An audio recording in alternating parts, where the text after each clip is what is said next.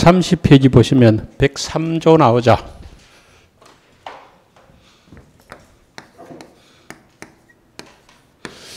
이런 거는 몇 조라고 여러분들이 억지로 안 해오더라도 자동적으로 알게 돼. 왜요? 앞으로 수도 없이 할 거니까. 시험 칠 때까지 수도 없이 할 거거든. 그럼 자동적으로 외워질 거야. 제목이 뭐라고 돼 있어? 반, 사회, 질서의 법률 행위 이렇게 돼 있잖아. 그럼 이걸 줄이면 어째요? 줄인 게 아니고 이걸 하면 사회 질서에 반한다 이거잖아. 사회질서에 반하는 법률 행위는 무효야. 사회질서에 반하는 행위는 뭐로 간다고? 무효. 그럼 103조 다시 한번 읽어보면 뭐라고 돼 있어? 선량한 풍속, 기타 뭐라고? 사회 질서에 위반한 사항을 행위하는 법률은 무효다. 이렇게 돼 있죠. 그럼 줄이면 뭐예요? 사회 질서에 반하는 법률은 무효라 이 말이야. 그러고 잠깐 들어봐. 원래 법은 이렇게 하면 안 돼요. 법은 이렇게 추상적으로 하면 안 되고 구체적으로 해야 돼요. 그럼 구체적으로 하려면 어째야 돼? 구체적으로 사회 질서에 반하는 행위가 뭔가를 이렇게 나열을 해야 정상이야. 근데 이렇게 하기가 힘든 크게 두 가지가 있어. 첫 번째, 어떤 행위가 사회 질서에 반하는 행위인지 아닌지에 대해서 사회적인 합의가 없는 경우가 많을 수 있죠. 한 예를 들어 볼게. 어떤 사람이 주말만 되면 지인들, 친구나 아는 사람들 모아서 점백으로 고수톱을 즐겨요. 주말마다 사람들이 모여서 지인들과 점백 고수톱을 친다. 자, 요 행위가요. 토박 행위일까? 오락 행위일까? 응? 지금 여기 지금 어떤 분들이 오락이라고 어떤 도박이라 하잖아. 그 어떤 사람이 이렇게 생각하잖아. 어쨌든 점백 치더라도 꼬는 사람이 있고 따는 사람이 있으니까, 에? 그리고 밤새도록 오늘 끝발 안 오르면 몇만 원, 몇십만 원 잃을 수 있죠. 이거 도박이다 이래서 하는 사람이 있고, 아니 이것만큼 즐거운 행위가 어디 있노 오락이라 할 수 있잖아. 그러니까 하나의 행위를 놓고 이게 도박이면 사실에 반하는 행위고 오락이면 사실에 반하는 행위가 아니단 말이야. 그러니까 이런 경우가 있을 수 있으니까 딱 어떤 행위가 사실에 반한다는 합의가 없는 경우가 많다. 두 번째, 어느 정도의 합의가 있다 하더라도 그거는 수십 가지, 수백 가지가 되겠죠. 그럼 이걸 다 나열할 수가 없잖아. 그래서 요거는 추상적으로 이런 규정을 둘 수밖에 없고, 그러면 구체적으로 어떤 행위가 사유세에 반한지는 누가 판단한다? 에? 판사. 그래서 시험에는 뭐가 나온다? 대법원 판례. 됐죠? 자, 그럼 밑에 보시면 의 보시면요. 확정된 법률행위 내용이 실현 가능하고 개별적인 강행법규에 위반하지 않더라도 선량한 풍속에 대해서 위반되는 법률은 뭐로 간다고? 무효로 간다고 돼 있죠. 이제 구체적인 내용이 나오는데 제일 먼저 나오는 게 그 박스에 인륜에 반하는 행위 나오죠. 인륜에 반하는 행위 중에서 제일 먼저 첫 계약이 나와요. 잠깐만 쳐다보실래요?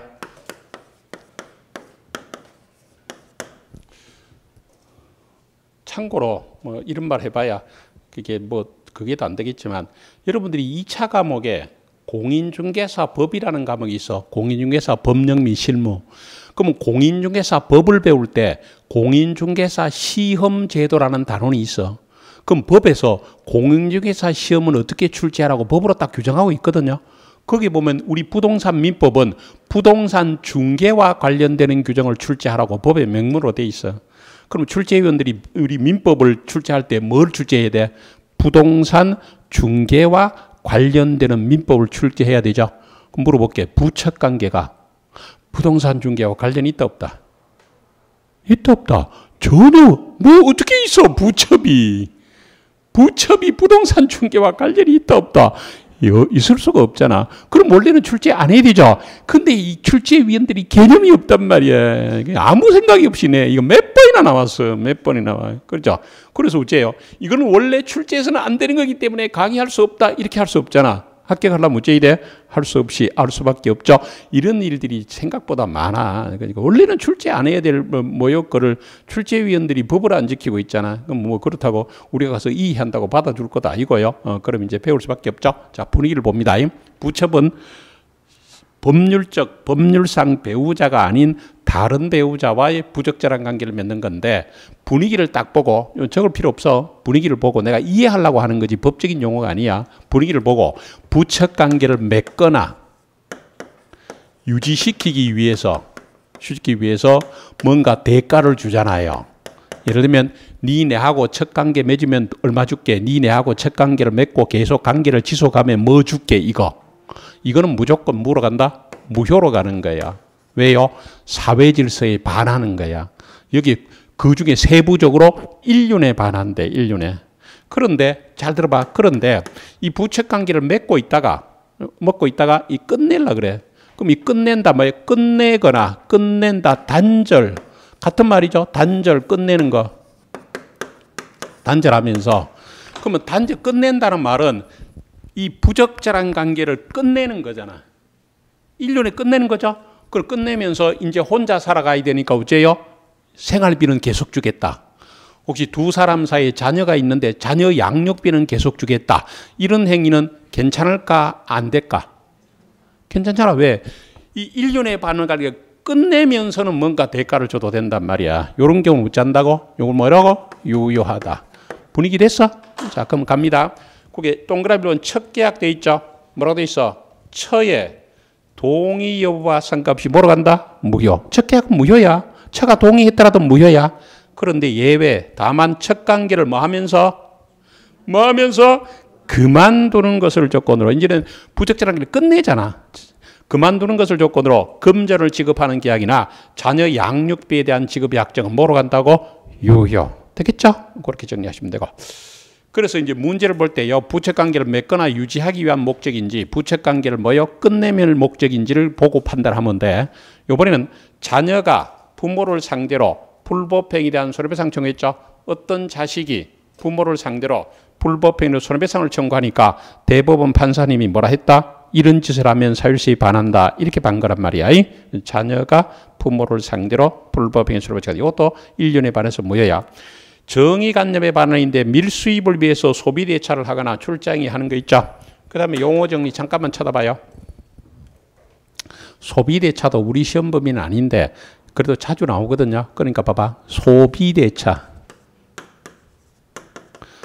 아까도 얘기했지만 소비대차가 뭔가 이런 거 또 용어 정리해봐야 몰라. 그러니까 이대로 봐. 그대로. 뭐라고? 소비를 하고 대신 다른 걸로 주는 거야. 그럼 한번 예를 들어 볼게. 내가 돈을 빌렸어. 돈을 빌리면 빌린 돈을 그대로 돌려줘. 쓰고 다른 거 줘. 돈을 빌렸으면 빌린 돈은 쓰잖아. 그 다음에 다른 돈으로 갚죠. 그 다음에 쌀을 빌렸으면 어째? 빌린 쌀을 소비하고 다른 거 갖다 주죠. 이게 소비대차야. 소비대차라고. 그러면 돈 빌리면 그게 뭐요? 금전 소비대차. 쌀 빌리면 쌀 소비대차. 이런 거란 말이야. 그러니까 이게 그러니까 우리가 돈을 빌리는 걸 우리가 법적으로 뭘 한다고? 금전 소비대차라 그래. 여기까지 이해가 됐어? 그럼 이제 봐봐. 내가 어떤 사람이 밀수한다는 거, 밀수한다는 걸 알면서 돈 빌려줬잖아. 이런 짓을 하면 돼? 안 돼? 안 되지. 그러니까 밀수한다는 걸 알면서 돈 빌려줬다? 소비대차했다. 돈 빌려준 거. 두 번째로 밀수하는 걸 알면서 돈을 출자했다. 이런 짓을 하면 어쩐다? 정의관념에 반한다. 그 말이야. 밀수를 위해서 소비대차. 앞으로 소비대차 나오면 머릿속에 뭐 생각하라? 금전 소비대차. 소비대차. 금전. 돈 빌려준 거. 돈 빌려주는 거. 그 다음에 2번에 경매나 입찰에서 부정한 약속을 하는 담합행위를 하거나 경매나 입찰에서 담합행위. 이것도 경의관 말하죠. 그 다음에 3번은요. 이거 나중에 자세히 배울 거지만 잠깐만 쳐다봐요.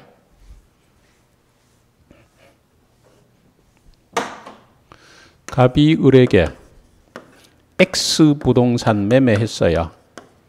언제? 11월 1일 날인데 그러면 갑이 을에게 부동산 팔고요. 을로부터 돈 받았으면 등기 넘겨주면 되죠. 그런데 을에게 팔아먹고 대금 받아놓고는 또 팔아먹었어. 병에게. 똑같은 부동산을 또 팔아먹었어. 언제? 12월 1일 날. 요걸 부동산의 이중매매라 그래. 그럼 이중매매가 뭐요? 부동산은 하나인데 매매를 2번 했다. 이게 뭐라고? 부동산이 뭐라고? 이중매매인데 이건 나중에 자세히 배울 거야. 누가 소유권 취득하느냐 하면 먼저 등기 넘겨받은 사람이 소유권 취득하는데 예외. 자, 요 사람 제2 매수인이 제1, 제2 매수인이 이중매매에 적극 가담했죠. 적극 가담했는데 적극 가담했다는 뜻이 뭐냐면 이런 거야. 이 사람이 이미 이 부동산이 팔렸다는 걸 알면서 이미 이 부동산이 팔렸다는 걸 알면서도 이 사람에게 팔아라라고 요청한 거야. 자, 이미 이 X 부동산이 팔렸다는 걸 알면서도 병이가 보고 내 돈도 줄게, 내 인데 팔아라. 그리고 등기만 내 인데 넘겨주라. 이렇게 한 거야. 이게 뭐요? 적극가담한 거야. 다시 뭐라고? 이미 팔렸다는 걸 알면서도 이 사람이 팔아라 요청했고 팔아라 꼬셨죠. 이게 적극가담이야. 이런 짓을 하면 돼, 안 돼? 어떤 부동산이 이미 다른 사람이 팔렸다는 걸 알면서 내가 돈도 줄 테니까 내 인데 팔아라 꼬셔갖고 샀다 이 말이야. 이런 짓을 하면 사유질서에 반한다 이 말이야. 그죠? 그럼 요거는 뭐로 간다고? 무효로 간다. 요걸 하려고 하는 거야. 부동산 이중매매 자체가 사유질서에 반하는 게 아니고 제2매수인이 적극 가담해야만 사유질서에 반하는 거야. 그래서 3번에 뭐라고 돼 있어? 제2매수인이 뭐 한다고? 적극 가담한 부동산이. 적극 가담이라는 포인트야. 요거는 정의관념에 반해서 무효가 되겠죠. 자, 그 다음에 세 번째, 개인의 자유를 심하게 제한하는 행위죠. 절대로 이혼하지 않겠다. 절대로 혼인하지 않겠다는 약정. 이거는 개인의 자유를 심하게 제한하기 때문에 뭐로 간다고? 무효로 가요. 자, 그럼 물어볼게. 혹시 결혼하신 분요? 같이 사시는 배우자가 뭐라고 하냐면 당신, 내하고 평생 이혼하지 않겠다고 각서 써달라고 요구를 해요. 그럼 여러분들은 어쩔 거야? 안 써줄 거야? 써줄 거야?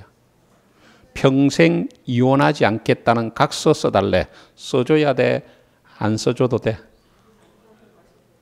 예? 써달라고 요구했는데 안 써주면 싸움 나잖아. 써주지. 왜요? 무효. 무효라니까. 개인의 자유를 심하게 제한하잖아. 이거는 사회질서에 반해서 무효로 간단 말이야. 그러니까 하나 배웠죠? 그러니까 평생 이혼하지 않겠다고 각서 써달라면 싸우지 말고 써줘. 써주고 뭐까지 해주라? 코팅. 됐어? 응. 예전에 이게 다 지낸 게 아니고 다 팔랜데 뭐 사람들이 살아가다 뭐 오만 사건들이 다 있죠. 이런 사건이 하나 있었어. 이거 팔랜데 어떤 남자가요.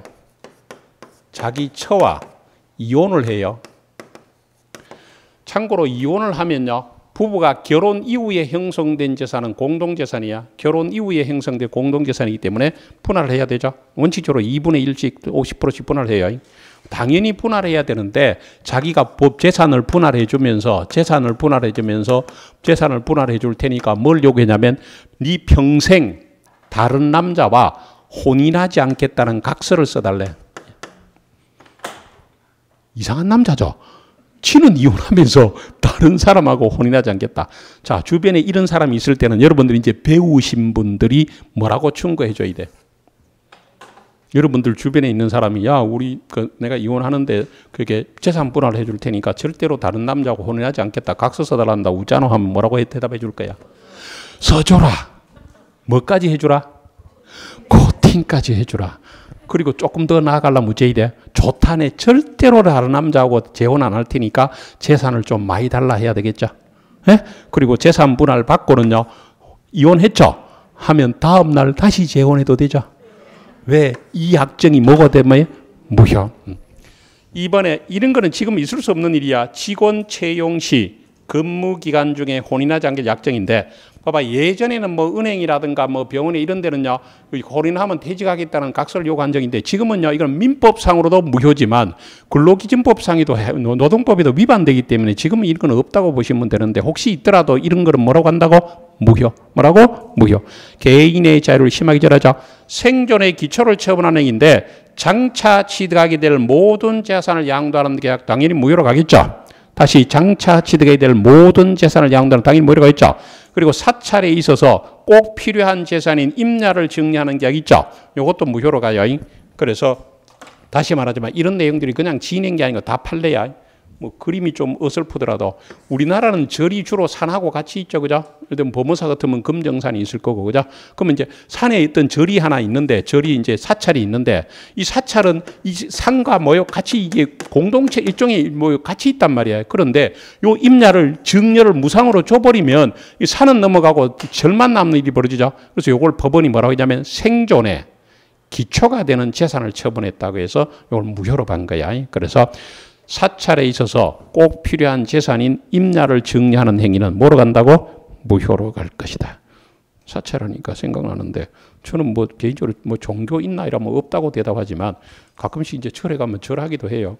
절을 하기도 하는데 절할 때 주로 이제 딸내미 하나 있는데 아직 자리를 못 잡아가지고 우리 딸 자리 좀 잡게 달라고 절을 하는데 얼마 전에 요 시험 치고 우리 강의하는 사람도 시험 치는 주도 휴강하고 한 2주 지금 요 3주 만에 개강했잖아. 그럼 한 3주 쉬어. 그래서 오만대 놀러 댕겼는데 그중에 네온사를 이제 단풍이 좋대 네온사를 갔는데 무슨 일이 있었냐면 네온사를 가서 한 바퀴 돌다가 그게 대웅전에 들어서 절을 해야겠다 하는데 그냥 절하기가 뭐하니까 뭐요. 이제 보니까 요즘 현금을 잘 안 갖고 다니잖아. 그래도 혹시나 싶어서 현금을 갖고 다니는데 보니까 33,000원이 있는 거야. 그러면 이제 1,000원짜리를 넣어야 되겠다 싶어가지고 굳이 분리해서 이쪽을 요게 10,000원짜리, 1,000원짜리로.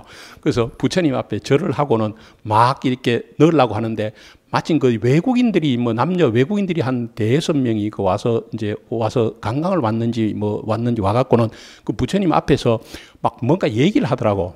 근데 영어는 잘하는데 못 알아듣겠더라고. 이거 아마 지방 발언인 모양이야. 그리고 그 보는 앞에서 그 일이 딱 넣기가 뭐해서 기다리고 있었어. 뭐 제법 한참 있더라고. 제 생각에는 한 4-5분 있었는데 한참 기다리고 있다가 부처님 보고 가만 있다가 외국인들이 빠지더라고. 그래서 들어가서 돌을 였는데 예를 들면 오른쪽 손에 걸 넣어야 되는 걸 깜빡해서 왼쪽에 넣은 거야. 딱 넣는 순간 싸해. 색깔이 뭐야? 초록색이야. 잡을 수도 없고. 그래서 모른 체하고 나와서 이제 마당에 나와서 보니까 아니나 다를까 10,000원짜리 3개를 넣은 거야. 웃잖아. 종무소에 가서 바나나를 참고할 수도 없고. 그래서 속으로 뭐야? 아이고 우리 딸내미 잘 되겠지 이렇게 왔는데 지금도 안타깝네. 갑니다. 사행성이 심한 행위인데 도박으로 부담한 채무는 무효고요. 좀 이따 이거 따로 설명할 거야. 도박 채무를 변제하기 위해서 자 봐봐요. 빚 내서 노름했으면 꼬랐겠죠. 그럼 빚 내서 노름했는데 노름 대신 빚 대신 부동산 주겠다. 이것도 무효야. 그러니까 노름빚도 뭐요? 무효고 되고 노름빚 대신 부동산 주겠다는 계약도 뭐로 간다고? 무효. 그래서 이런 건데 오른쪽 페이지 효과에서 도박은 좀 더 설명할게. 오른쪽으로 반사율제효과는 일단은 무효죠. 동그라미 1번 반사율은 무효죠. 따라서 첫째 오른쪽에 그것만 칠게. 첫째 오른쪽에 이행전이면 이행할 필요 없다. 그것까지만 칠게. 이행전이면 이행할 필요 없죠. 근데 문제는 이미 이행했을 때 문제인데 요거 한번 잠깐 쳐다보세요. 용어를 하나 알아야 돼. 용어 하나 알아야 되는데 여기 잠깐 봐봐. 첫째.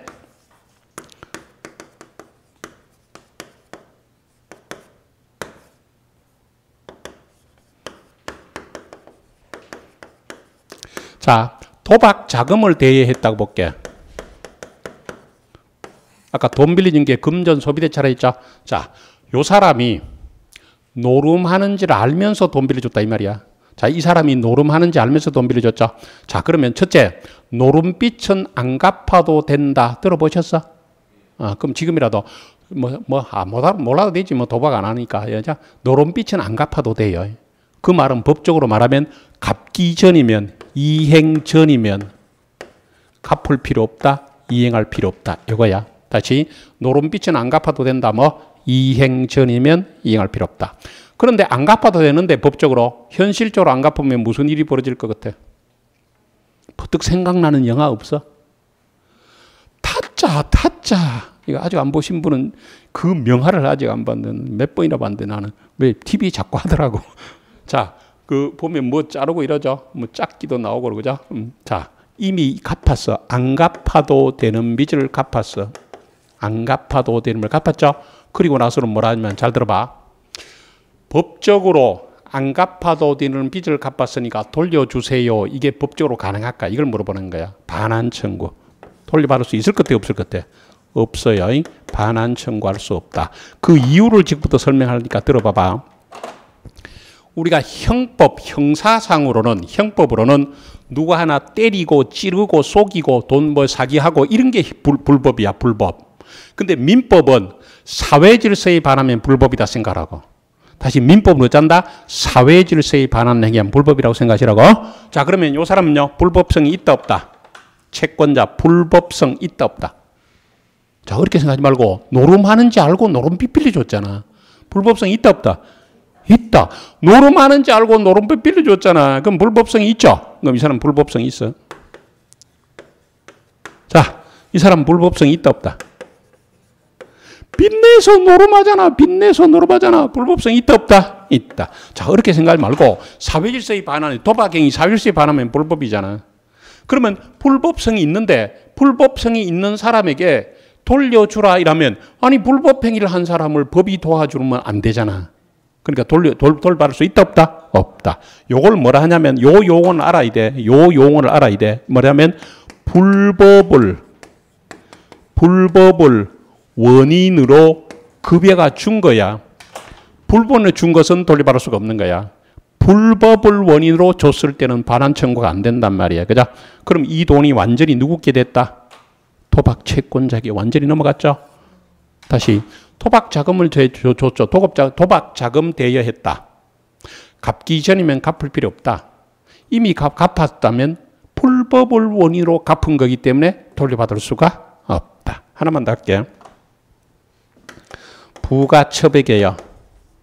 아까 잠깐 했죠. 네가 내하고 첫 관계를 맺고 유지하면 아파트 하나 줄게 했어. 아파트를 주는 게 증여거든요. 자, 그래서 첩이 오케이 약속하고 첫 관계를 맺었어. 맺었죠? 그럼 약속대로 아파트를 줘야 돼? 안 줘도 돼? 줘야 돼? 안 줘도 돼?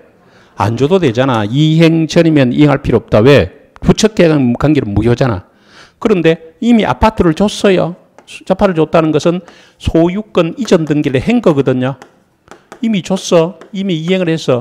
그러면 이제 첩이 이제 아파트를 받았죠. 첩이 아파트 받았죠.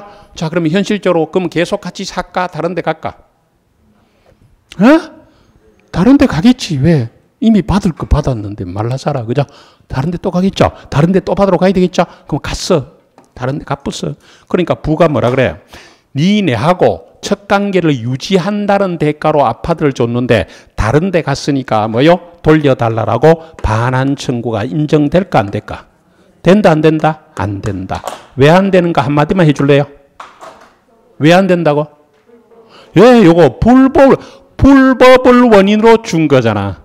불법을 줬으니까 돌려받을 수 없어. 그럼 이 아파트는 완전히 누구께 됐어? 완전히 누구께 됐어?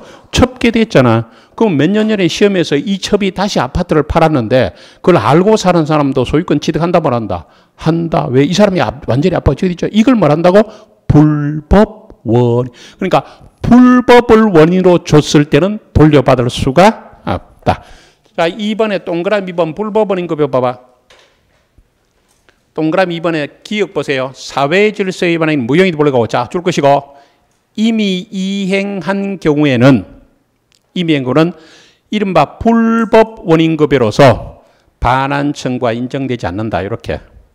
자, 아까 위에 이미 이행 전이면 이행할 필요 없죠. 제로의 이행 전이면 이행할 필요 없죠. 근데 밑에 이미 이행을 했을 때는 뭐라고? 103조에 위반했기 때문에 뭐라고? 불법 원인급여니까 반환 청구가 인정되지 않는다. 그래서 밑에 뭐라고 예를 들어놨어? 도박으로 인해서 100만 원의 채무를 부담하게 되었을 때 아직 이행하지 않았다면 이행할 필요 없지만 이미 이행했다면요 반환 청구할 수 뭐라고? 없다. 그렇게만 정리하면 되겠죠? 자, 밑에 거는 니은은 안 보셔도 돼요. 자, 내려가면 104조가 제목이 뭐야? 불공정한 법률. 이것도 104조도 나중에 가면 자동적으로 알게 될 거예요. 그래서 103조는 반사일서 법률행위, 104조는 뭐요? 불공정한 법률행위야. 자, 그래놓고 잠깐 보실래요?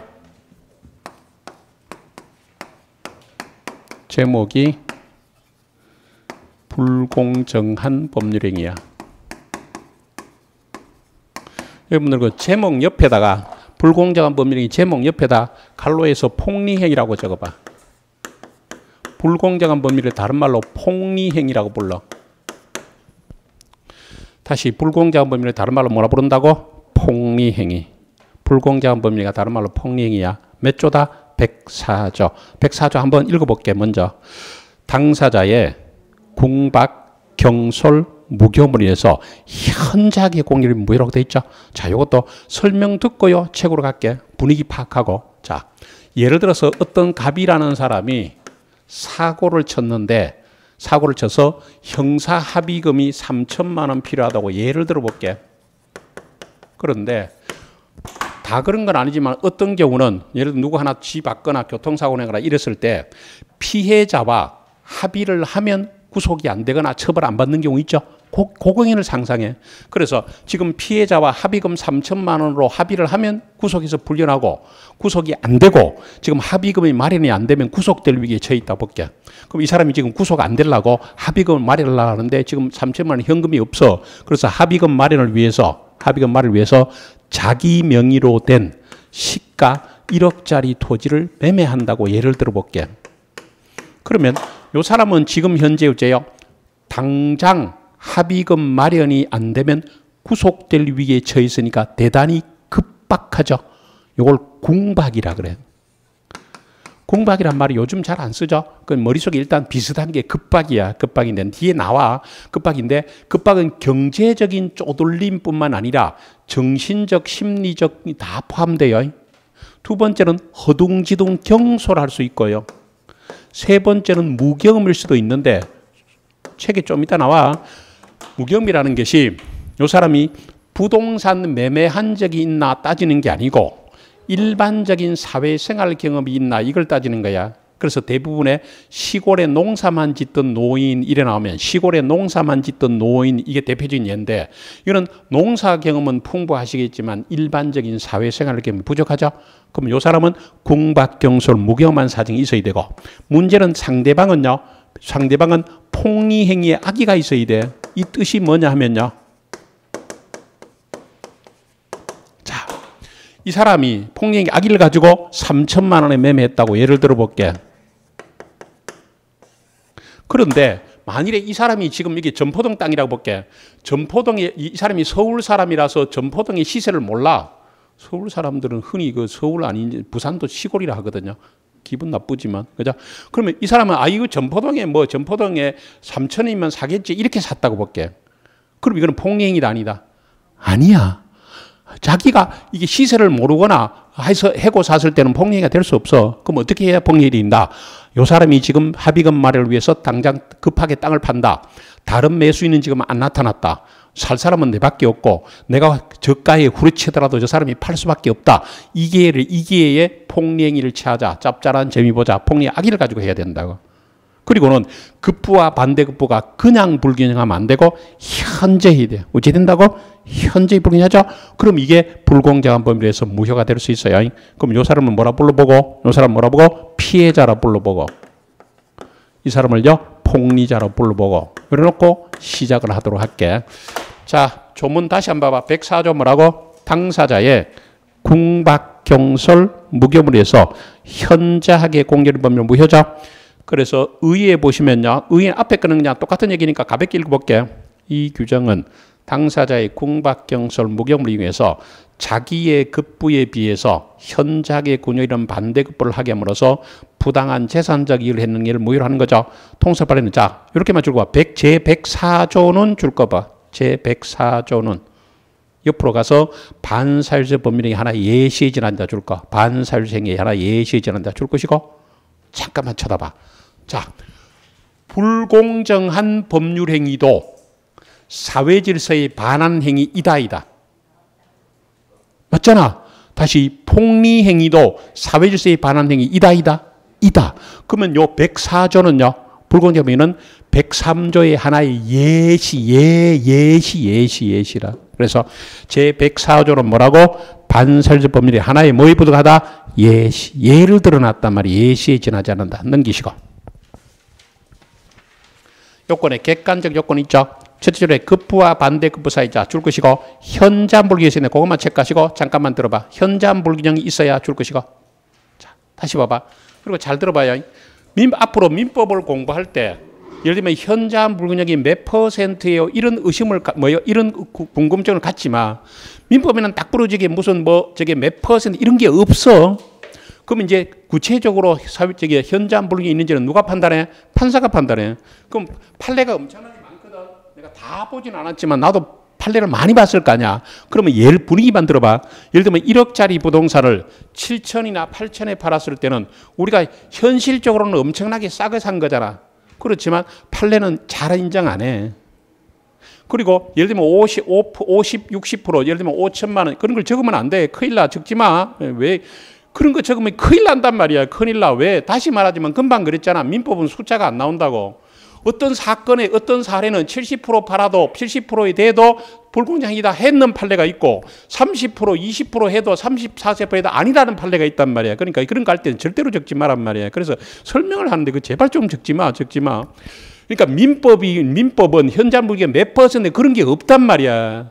근데 내가 왜 3천만 원 했냐면 판례가 여러분들이 생각보다 현재 그래서 1억짜리 같으면 3천 정도 전후돼야 주로 인정을 하고 7, 8천이나 얼마 주로 인정을 안 해. 그래서 이제 여기서 분위기만 뭐라고? 현저하다는 정도.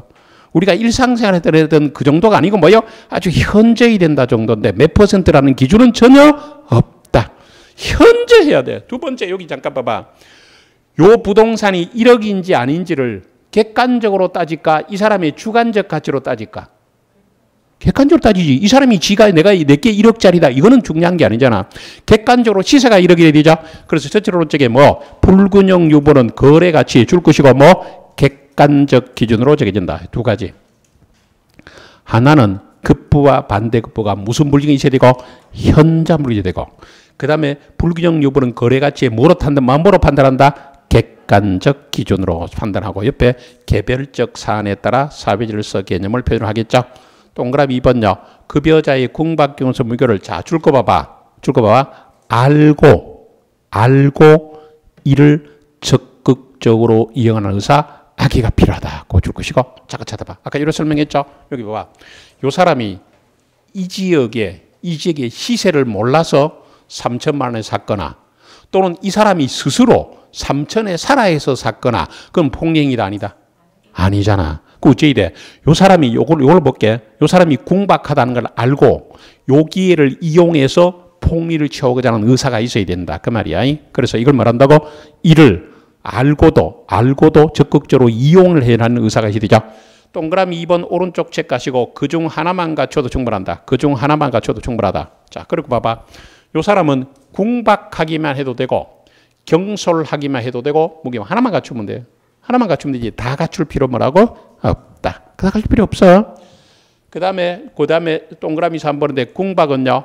궁박은 경제적 원인에 국한되는 것은 아니고요. 체크해봐. 경제적 원인이 아니고 정신적, 심리적 원인이 기능할 수 있다. 그거요. 이 사람이 이제 궁박은 쪼들림을 말하는데 경제적인 급박함, 쪼들림 말을 말하는 것이 아니고 정신적, 심리적 급박함도 포함된다. 그 말이야. 그럼 예를 들면 이 사람이 재산이 많은데 지금 당장 현금이 3천만 원 없는 거야. 그래도 궁박하단 말이야. 급박하잖아. 그죠? 정신적으로 급박하죠. 그래서 궁박이라는 것은 경제적 원인에 국한되는 것이 아니고 뭐라고? 정신적, 심리적 원인에 기인할 수도 있다. 내려가서 무경험은요. 줄 거 봐봐. 일반적인 생활 체험 부족하는 것을 의미하는 것이 어느 특정 영역에서 경험 부족이 아니라는 걸 주의하셔야 돼. 자, 그래놓고 잠깐만 쳐다봐요. 요 무경험은요. 요 사람이 부동산을 매매한 적이 있나 없나 이걸 따지는 게 아니야.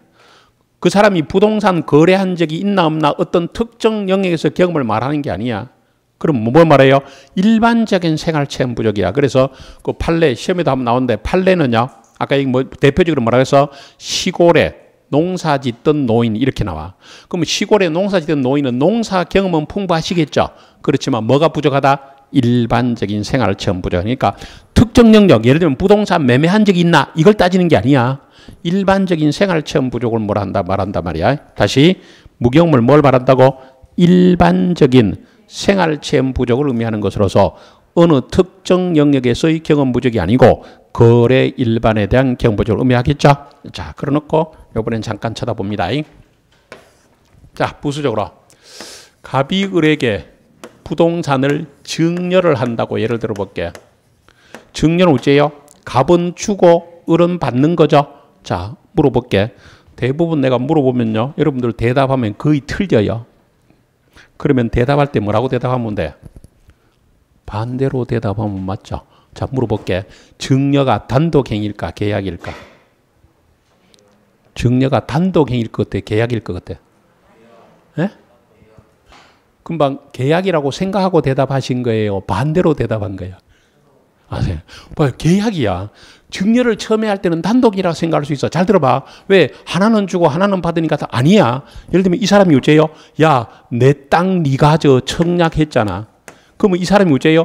고마워해야 가는 거잖아. 근데 예를 들면 갑이을 보고 내 땅 네가 가져 있는데 을이 싫어 이라면 어째요? 나 안 받을래 이라면 아니잖아. 그러니까 증여는 뭐라고? 계약이다. 다시 증여는 뭐라고? 계약이. 요거 아셔야 돼. 증여는 계약이야. 두 번째. 그러면 증여는 어째요? 한 사람은 주고 한 사람은 받는 게 증여죠. 그러면 증여 계약은 한 사람은 주고 한 사람은 받으니까 이건 불공정하다. 아니다. 이거는 불공정한 게 아니다. 어느 거? 불공정하다. 불공정한 게 아니다.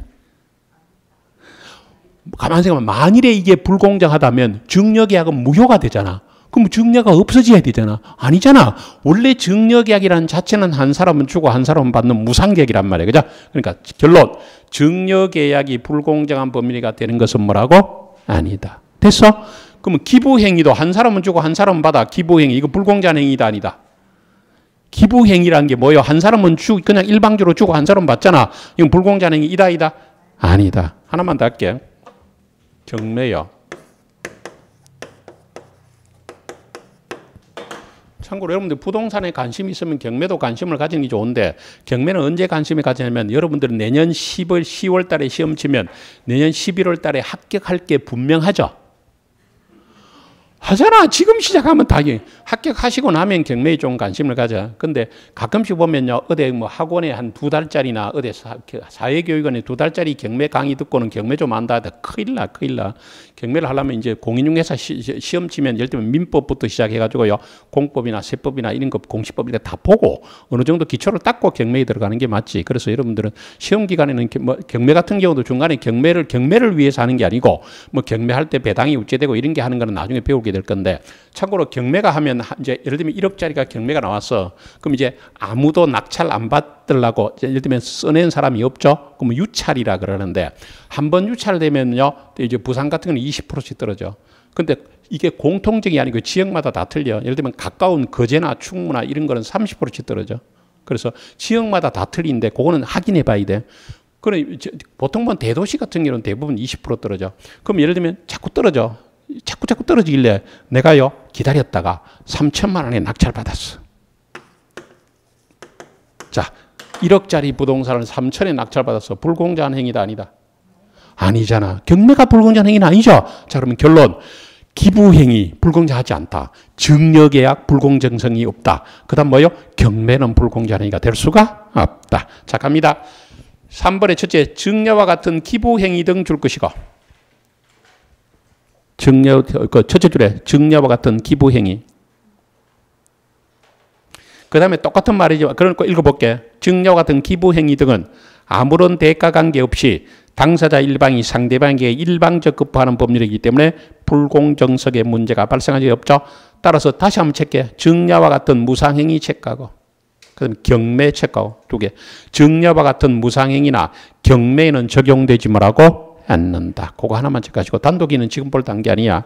문제는 효과인데요. 자, 지금부터 잘 들어봐요. 여기 조금 이제 이렇게 너무 많이 생략했는데 조금만 추가할게. 자, 요 세 가지 중에 아까 이거는 하나만 있으면 된다 그랬죠. 그럼 예를 들면 이 사람이 궁박해. 지금 당장 합의금 마련되지 않으면 구속되기 처해 있어. 그래서 1억짜리를 파는데 요 사람이 폭리를 취하고자 하는 의도하에서 1억짜리를 3천만 원에 팔았다고 볼게. 그럼 이 사람이 이제 3천만 원에 팔고 합의금 주고는 이 사람이 입증을 했어. 자기는 궁박하다. 이 사람은 뭐요? 폭리행위 악의가 있었고 현재입으로 입증하면 이 매매가 무효가 돼. 자, 불공정한 법이라면 무효가 되죠? 여기까지 됐어? 자, 그럼 무효가 되면요. 이행천이면 이행할 필요 없겠죠? 그럼 이 사람이 토지 넘겨주기 전이면 넘겨줄 필요 없을 거고 3천만 원 주기 전이면 줄 필요 없을 거 아니야. 이행전이면 이행할 필요 없다고. 근데 이미 이행을 했을 때가 문제돼. 자, 그러면 이 사람은 토지 넘겨주고요. 이 사람은 3천만 원 지급했죠. 그리고 나서 무효가 됐어요. 그럴 때 이 사람은 돌려받을 수 있을까? 이걸 물어보는 거야. 이 사람은 3천만 원 돌려받을 수 있을까? 이걸 물어보는 거야. 자, 이 사람은 돌려받을 수 있을 것 같아? 없을 것 같아? 피해자.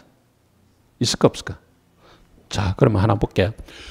이쪽은 103조는 양쪽 다 불법성이 있죠. 요것도 양쪽 다 불법성이 있죠. 자, 요 사람은 불법성이 있어 없어? 어렵게 생각한다. 피해자. 너 어렵게 생각하냐? 피해자. 불법성이 있다 없다? 없잖아. 피해자는 불법성이 없잖아. 폭리자. 불법성이 있다 없다?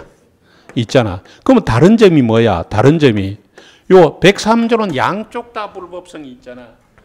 그렇기 때문에 주기 전이면 줄 필요 없는 것 같은데 이미 줬을 때는 돌려받을 수 없잖아. 왜? 불법 원인급여. 그럼 요 경우는 요쪽은 돌려받을 수 있어야 돼 없어야 돼? 있어야 되지. 왜? 불법이 아니잖아. 불법이 아니니까 돌려받을 수 있어야지. 요쪽은 돌려받을 수 있다 없다? 돌려받을 수 있다 없다? 없다. 와요? 불법을 원인으로 줬잖아. 불법 행위한 사람이잖아. 이건 돌려받을 수 있다 없다? 없다. 이런 문제가 나온단 말이야. 됐어? 자, 그러면 이게 좀 빠져 있는데 동그라미 1번부터 볼게. 4번에 1번, 4번에 1번. 132, 4번에 1번. 불공정한 범위는 무효죠. 무효라는 채권이 자줄 것이고 이행되지 않고 있다면 이행할 필요 없다. 무효임으로 줄 것이고 이행되지 않고 있다면 이행할 필요 없죠. 이미 이행을 했을 때가 안 나왔어. 나중에 기본서에는 나오니까 걱정은 하지 마시되. 그러다 찝찝하니까 잠깐만 적을게. 뭐라고? 뭐 이미 이행된 경우. 이행된 경우에는 뭐요? 저게 피해자는 뭐 할 수 있어? 반환 청구할 수 있다 없다? 있다 없다? 있다. 그런데 누구는? 폭리자는 뭐 하기 때문에? 불법 원인 급여이므로. 불법 원인으로 줬잖아. 불법 원인으로 줬잖아. 반환 청구가 인정돼 안 돼? 반환 청구가 인정되지 뭐라고? 않는다. 그래서 이거는 피해자와 폭리자가 달라진다는 사실. 이미 이행을 한 경우에는 이미 이행된 경우에는 뭐요? 피해자는 반환 청구할 수 있어. 불법이 없잖아. 근데 폭리자는 뭐요?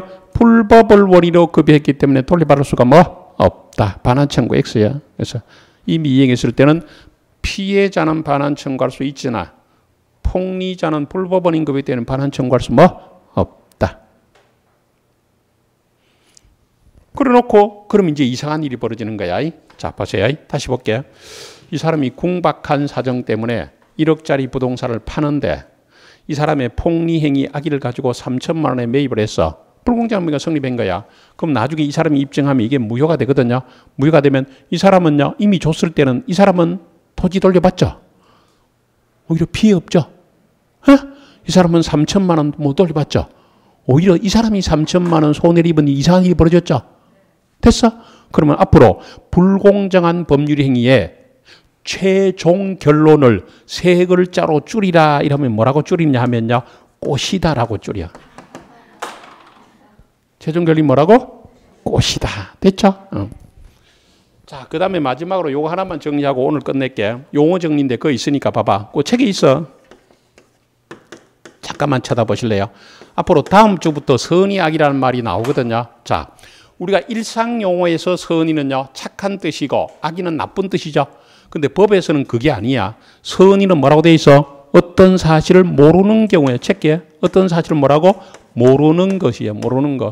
악의는요, 어떤 사실을 뭐요? 알고 있는 거야. 알고. 꼭 알아야 돼. 자, 그러면 들어봐봐. 그러면 다 그런 거 예외는 있는데 앞으로 우리 법을 배울 때 선의자는 주로 보호를 해요. 왜? 착해서 보호할까? 아니고 모르고 한 사람은 보호해 주는 거야. 다는 아니야. 근데 주로. 그러니까 선의는 모르고 했기 때문에 보호해. 악의자는 알고 했죠. 그럼 이렇게 생각합니다. 알고 했으니까 지가 알아서 했겠죠. 그러니까 보호할 필요 있다 없다? 없다. 그래서 원칙, 예외는 있어. 원칙, 선의자는 보호를 한다. 민법에서. 왜? 모르고 했기 때문에. 악의자는 알고 했기 때문에 뭐요? 원칙적으로 보호되지 뭐라고? 않는다. 이렇게까지 용어 정리. 그죠? 이제 오늘 요 정도로 마무리 짓고요. 다음 주에 의사표시 들어가는데 혹시 들어봐봐요. 예습할 필요 전혀 없어요. 전혀 없고 시간 나면 복습을 좀 해주시는데 복습할 때는 줄권거 위주로 하시고요. 그리고 혹시 뭐 아시겠지만 혹시 복습을 했는데 이게 왜 설명드렸는데 잘 이해가 안 될까 이러면 너무 깊이 파지 마시고요. 아직 11월이에요. 파지 말고 이거 1월 달에 또 들으면 되지. 이렇게 하는 게 편안하게 가야 돼. 아직 시간이 많이 남았단 말이야. 수석의 꿈만 포기한다면 합격하기는 시간이 너무 많이 남았어. 그러니까 그렇게 해야 되지. 막 들었다 파면 스트레스 받아갖고 중간에 중단되죠. 그래서 다시 예습할 필요 없다. 가볍게 복습만 해주시라. 줄건 거 위주로 보셔야 돼. 혹시 잘 모르면 다음으로 넘기라. 그죠? 그리고 결석 안 하고 강의만 쭉 들으면 될 거야. 자, 요 정도로 오늘 강의 마무리 짓게 마치겠습니다. 수고했습니다.